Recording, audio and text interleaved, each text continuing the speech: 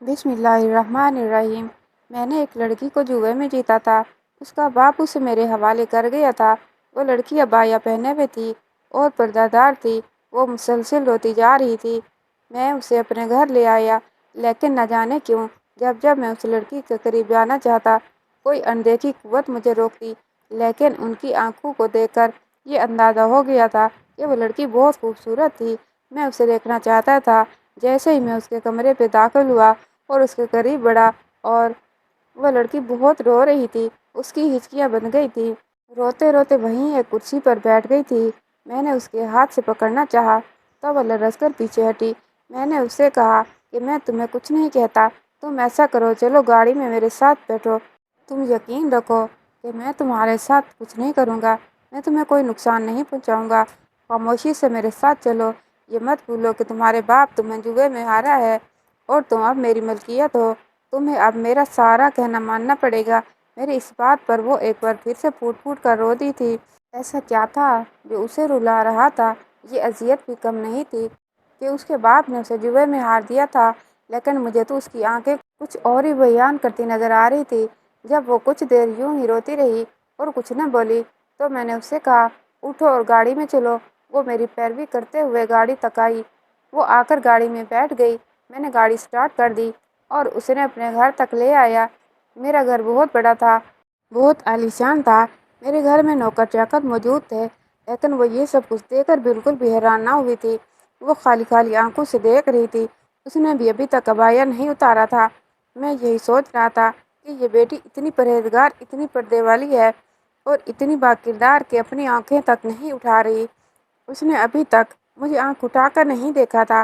شکل سے کافی خوبصورت لگ رہی تھی۔ اس کے ہاتھ بھی دکھ رہے تھے اور اس کی آنکھیں بھی۔ اس کے ہاتھ کافی نرم و ملائم لگ رہے تھے۔ یوں لگ رہا تھا جیسے وہ بہت خوبصورت ہو۔ مجھے ایک پل کے لیے اسے دیکھنے کی چاہ ہوئی، لیکن میں نے ہمت نہ کی کہ میں نقاب اتار سکوں۔ وہ مکمل طور پر نقاب میں تھی۔ میں جب گھر میں داخل ہوا تو میری ایک ملازمہ بھاگتی ہوئی میرے پاس آئی۔ اس سے پہلے بھی کچھ لڑکیاں میرے پاس آ کر رہ چکی تھیں اور اس کے لیے میں نے کافی بڑی قیمتیں ادا کی تھیں۔ میں بہت کچھ کھویا تھا، لیکن اس بار مجھے ایسا کچھ نہیں لگ رہا تھا۔ وہ عورت میرے ساتھ آئی۔ میں نے اشارہ کیا کہ اسے کمرے میں لے جاؤ۔ وہ اسے کمرے میں لے گئی۔ وہ پردہ دار تھی اور میں بلا اجازت اور بلا دستک کے اس کے کمرے میں نہیں جا سکتا تھا۔ میں نے اپنی ملازمہ سے کہا کہ ایک ٹرے میں کھانا اور پانی لے کر اس کے پاس لے جاؤ، اور میں کچھ کپڑے لایا ہوں، یہ کپڑے بھی اسے دے دو۔ اس کے پاس کوئی کپڑے نہیں ہیں پہننے کے لیے۔ جو کپڑے میں بازار سے لایا تھا وہ بھی میں نے ملازمہ کے ہاتھ پہ رکھ دیے۔ ملازمہ میرے حکم کی پیروی کرتے ہوئے کمرے میں جانے لگی۔ جب وہ واپس آئی تو میں نے اس سے پوچھا کہ وہ کیا کہتی ہے، کھانا کھا رہی ہے یا نہیں؟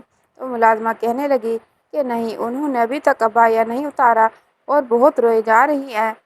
نہ کوئی بات کر رہی ہے، نہ کھا رہی ہے، نہ پی رہی ہے، بس روئے جا رہی ہے۔ یہ سن کر میں نے اس سے کہا، ٹھیک ہے، تم جاؤ اور کچن میں رات کے کھانے کا بندوبست کرو، میں اسے دیکھتا ہوں۔ میری اس بات سن کر ملازمہ سر جھکائے ہوئے باہر چلی گئی۔ ملازمہ باہر گئی تو میں اس کمرے کے دروازے تک پہنچ گیا۔ اس سے پہلے کہ میں کمرے کا دروازہ خود کھولتا، مجھے خیال آ گیا کہ وہ تو عبایا میں ہے اور اس کا پردہ ہے، تو میں نے دروازہ کھٹکھٹانا شروع کر دیا۔ دوسری دستک پہ اس نے آواز دی اور پھر میں نے کہا، دروازہ کھولو۔ دروازہ کھلا تھا۔ میں نے جوں ہی دروازے کو دھکیلا، دروازہ کھلتا چلا گیا۔ وہ بیڈ پر بیٹھی تھی، رو رہی تھی، شکست خوردہ تھی اور اس کے کندھے ڈھلکے ہوئے تھے۔ ابھی تک نقاب میں تھی۔ اس سے کچھ فاصلے پر ایک کرسی پر بیٹھ گیا۔ اس نے ابھی تک آنکھ اٹھا کر مجھے نہیں دیکھا۔ میں نے اس سے کہا کہ تم کیوں رو رہی ہے؟ دیکھو، میں تمہیں کوئی نقصان نہیں پہنچانا چاہتا۔ تمہارا باپ میرے ہاتھوں تمہیں جوئے میں ہار چکا تھا اور میں تو جوئے میں ہاری ہوئی تمام لڑکیوں کو اس طرح کئی بار گھر لایا ہوں اور انہیں پھر بیچ دیا، لیکن نہ جانے کیوں تمہیں دیکھ کر میرا دل گرم سا ہو رہا ہے۔ تمہارا رونا مجھ سے دیکھا نہیں جا رہا۔ تم کیوں رو رہی ہو؟ تو وہ کہنے لگی، میرے قریب مت آنا، خدا کے لیے میرے قریب مت آنا، میں برداشت نہیں کر پاؤں گی، میں خود کو مار ڈالوں گی۔ وہ بے ساختہ بول اٹھی تھی۔ اس نے پہلی بار میری طرف دیکھ کر یہ باتیں کہی تھیں۔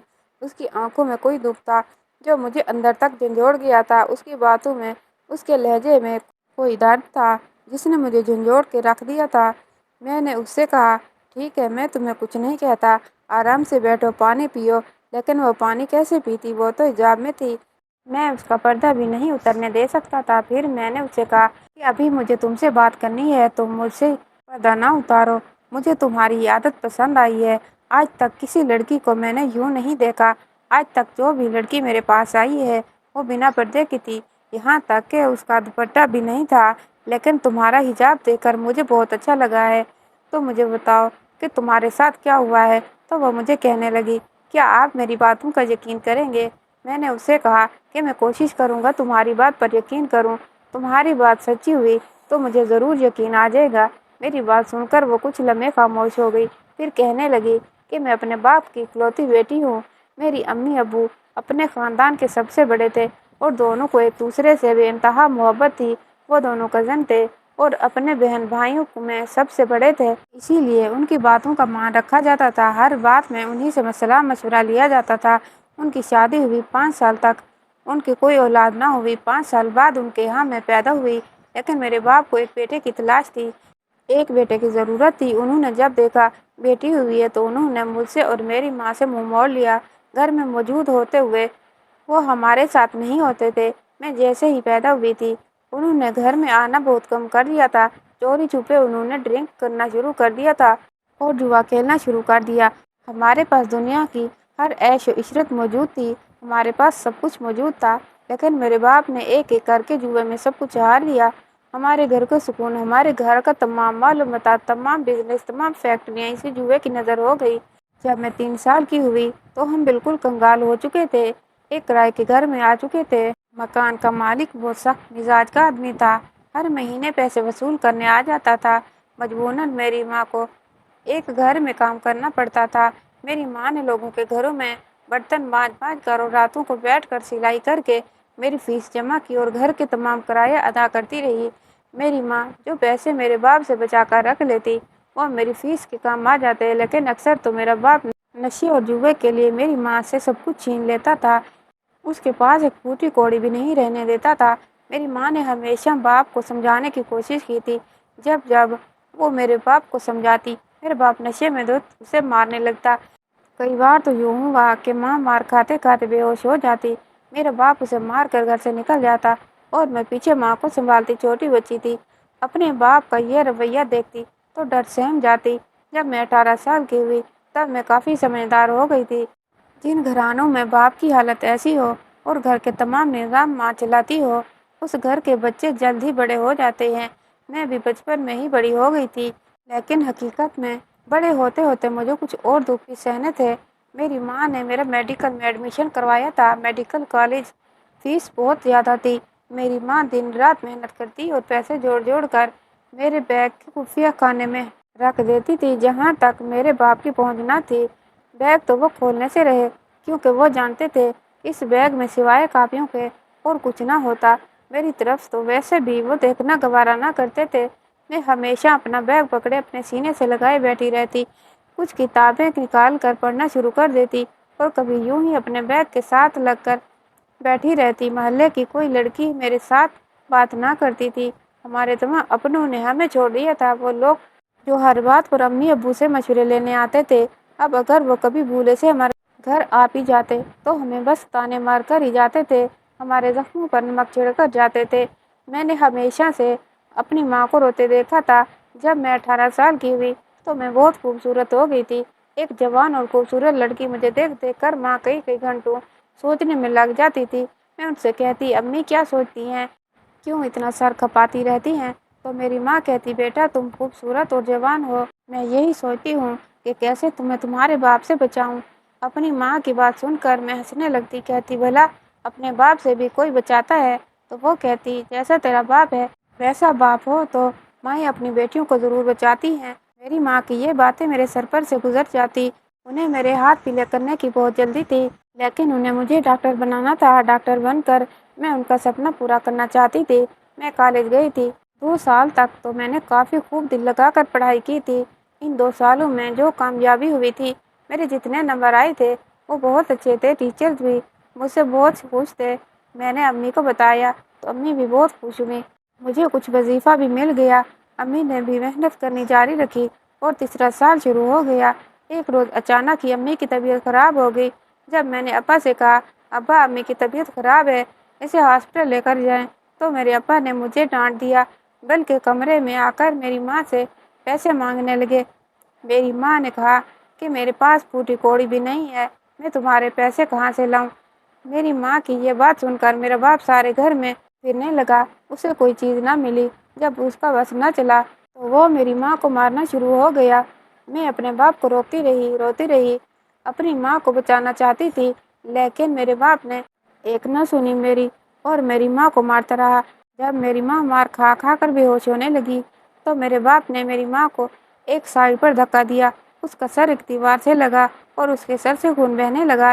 یہ دیکھ کر میرا باپ کھلے دروازے سے بھاگ کر گھر سے چلا گیا۔ اپنی ماں کو اس حالت میں دیکھ کر میں رونے لگی، چیخنے لگی اور چلانے لگی۔ ہمارے گھر سے کچھ دور ہی ایک ڈاکٹر رہتے تھے، وہ ڈاکٹر کافی اچھے تھے۔ اکثر جب مجھے بخار ہوتا، امی کی طبیعت خراب ہوتی تو امی مجھے انہیں کے پاس لے جاتی اور کہتی ان ڈاکٹر صاحب سے کہو کہ دوائی دے دیں۔ ہمیں دوائی دیتے اور دوائی بھی ہمیں مفت دیتے تھے، وہ دل کے بہت اچھے تھے۔ میں انہیں ماموں کہتی تھی۔ اس وقت بھی مجھے انہیں کا خیال آیا۔ میں بھاگتے ہوئے ڈاکٹر انکل کے پاس گئی۔ میں نے کہا ماموں امی کی طبیعت بہت خراب ہے، ابو نے انہیں مارا ہے، ان کے سر پر چوٹ آئی ہے، امی بے ہوش ہیں، آپ جلدی سے ہمارے گھر آئیں۔ وہ میرے ساتھ جلدی سے بھاگتے ہوئے ہمارے گھر تک آئے۔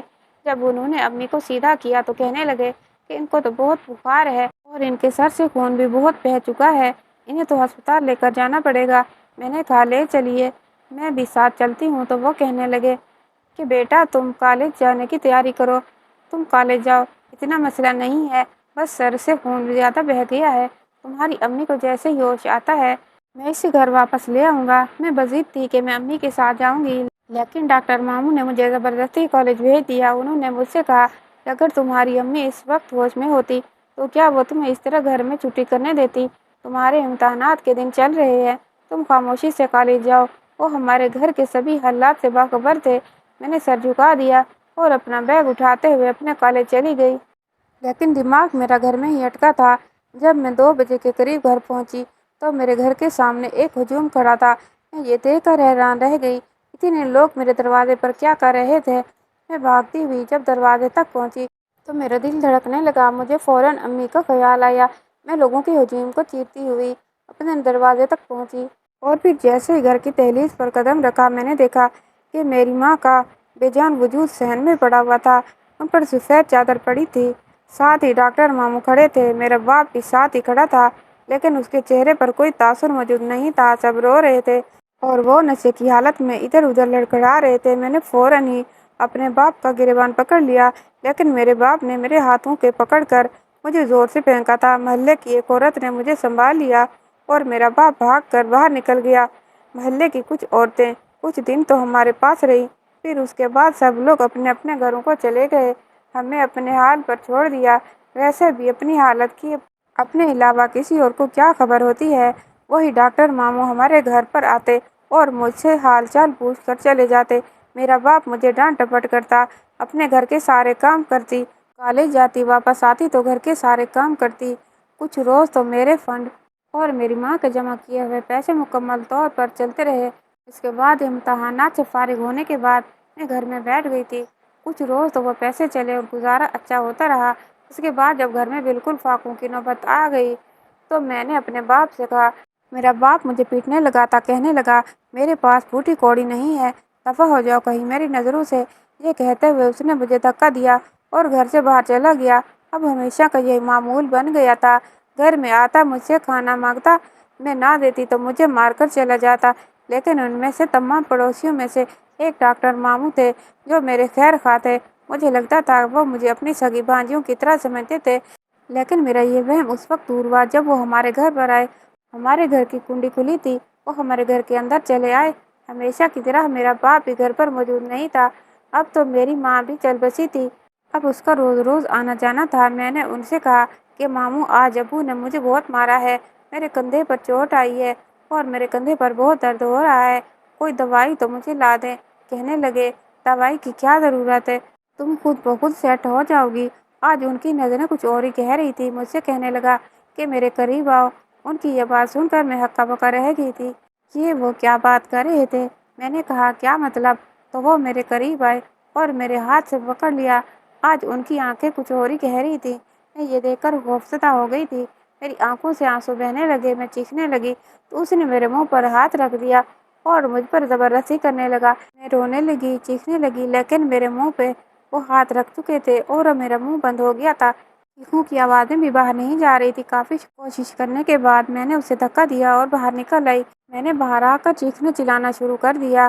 میں گھر سے باہر نکل پڑی۔ ہمسائے کے کچھ لوگ باہر موجود تھے۔ مجھے اس حالت میں دیکھ کر میرے قریب آئے۔ میں ہمیشہ ابائیہ میں ہوتی تھی، لیکن آج میں بے پردہ گھر سے باہر نکل چکی تھی۔ وہ لوگ میرے قریب آئے اور کہنے لگے، کیا ہوا؟ میں روتے ہوئے جھجکتے ہوئے ان سے کہا کہ ڈاکٹر ماموں میرے ساتھ غلط کرنا چاہتے ہیں۔ میری یہ بات سن کر وہ لوگ ڈاکٹر پر ٹوٹ پڑے تھے، لیکن ڈاکٹر کہنے لگا کہ ایسی بات نہیں ہے۔ اس نے تو مجھ سے کہا کہ میری طبیعت خراب ہے، میں اس کا ہاتھ چیک کرنے آیا تھا اور یہ خود ہی ایسے مجھ پر کئی بار رونے ڈال چکی ہے، اور اب یہ جب میں نے اس کی بات نہیں مانی تو اس نے یہ ڈرامہ رچانا شروع کر دیا۔ محلے کے لوگ یہ بات سن کر حیرانگی سے کبھی مجھے دیکھتے، کبھی ڈاکٹر ماموں کو دیکھتے۔ میری آنکھوں سے آنسو بہنے لگے تھے۔ اپنے کردار پر ایسی واہیات بات میں کیسے برداشت کر سکتی تھی؟ رونے لگی بے بسی سے، صرف آنسو ہی بہنے لگے تھے۔ مجھے یقین ہی نہیں آ رہا تھا کہ اتنے لوگوں میں میرے کردار پر انگلی اٹھائی جا رہی ہے۔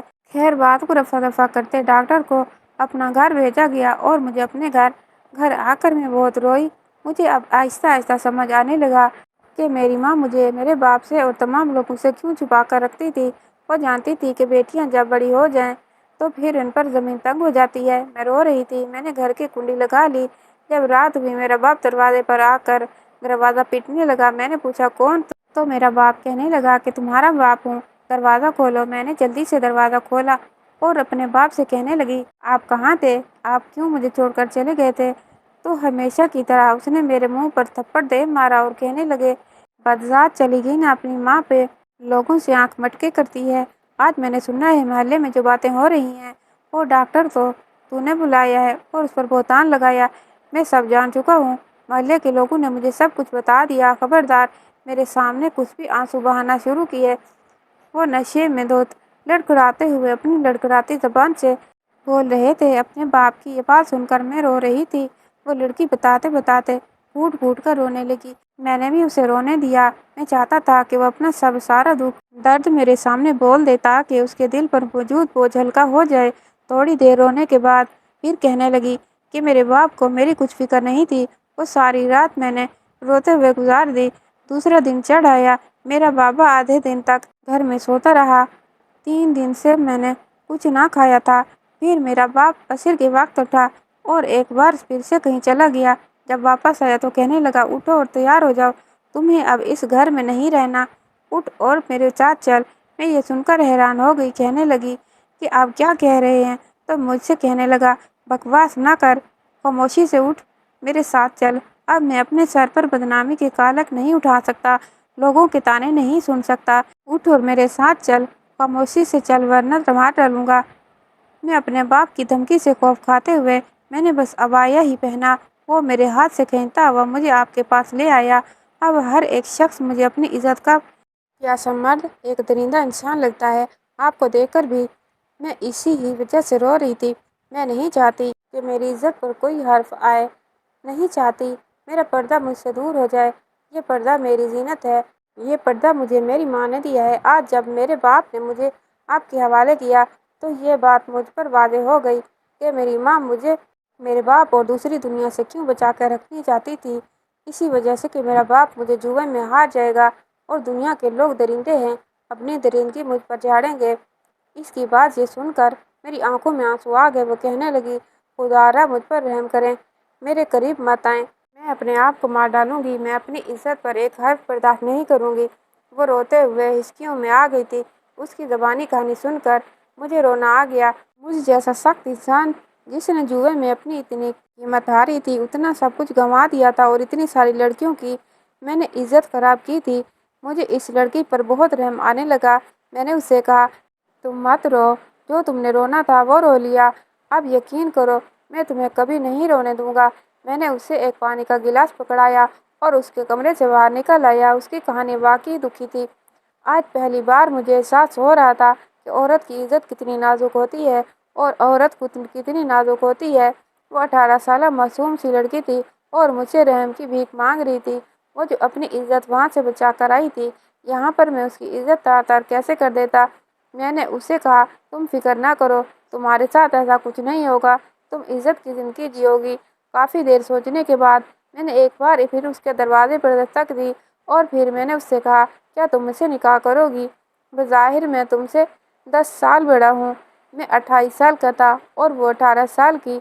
वो खामोश हो गई। कुछ देर सोचने के बाद कहने लगी, अगर आप मुझे वाकई इज्जत देना चाहते हैं कि मैं मुझसे हमेशा के लिए निकाह का बंधन रखना चाहते हैं, तो मैं आपसे एक निकाह करने के लिए तैयार हूँ। अब तो मेरे बाप से कोई रिश्ता नहीं रहा।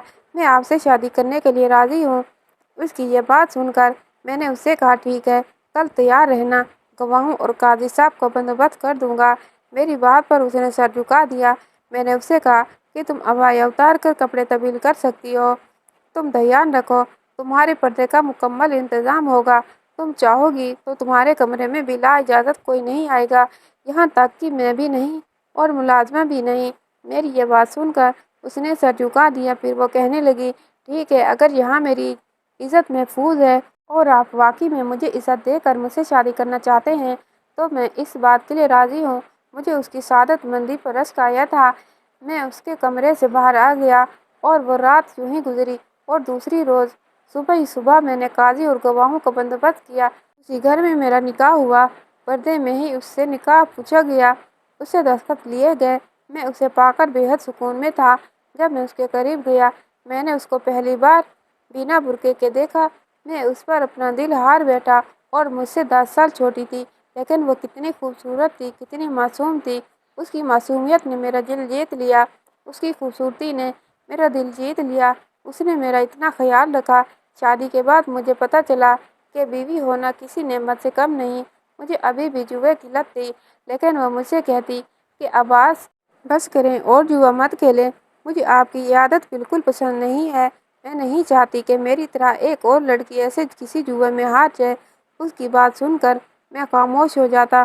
कुछ अरसे बाद उसकी तबीयत खराब हुई। मैंने डॉक्टर को बुलाया। डॉक्टर ने मुझे खुशखबरी सुना दी कि मैं बाप बनने वाला हूँ और इसी सिचुएशन में मुझे मुझे पता नहीं चल रहा था कि मैं क्या करूँ। एक चीज़ ने मुझे झंझोड़ के रख दिया था।